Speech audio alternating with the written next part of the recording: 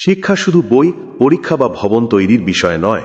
ক্ষুধার্ত শিশুকে স্কুলে ধরে রাখা যেমন শিক্ষানীতির অংশ, তেমনি তার পরিবারকে এমন অবস্থায় রাখা যাতে শিশুটিকে কাজে পাঠাতে না হয়, সেটিও রাষ্ট্রের দায়িত্ব। একটি সেতু নদী পার করে, একটি ভালো শিক্ষা একটি প্রজন্মকে পার করে দেয়। কিন্তু যে শিশু বই ছেড়ে দেয়, তার সামনে জীবন থেমে থাকে না।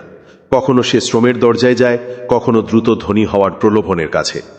অনলাইন জোয়ার বিস্তার এখন সেই প্রলোভনকে মানুষের পকেটের মোবাইল ফোনে এনে দিয়েছে।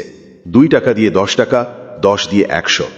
এই সহজ লাভের স্বপ্নে কৃষক, দিনমজুর, ভ্যান চালক থেকে নানা শ্রেণীর মানুষ আন্তর্জাতিক বেটিং সাইটে ঢুকছেন।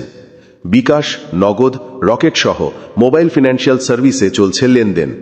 জুয়ার আসর এখন কোনো অন্ধকার গলিতে নয়, মানুষের পকেটে।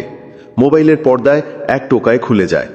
প্রযুক্তি এখানে অপরাধী নয়, মানুষের লোভকে প্রযুক্তির সঙ্গে বেঁধে দেওয়া সংগঠিত চক্রটি অপরাধী।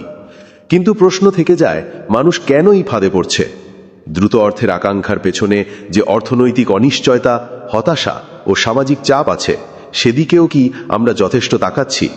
কারণ মানুষ যখন নিঃস্ব হয়, গল্পের শেষ সবসময় মোবাইলের পর্দায় হয় না।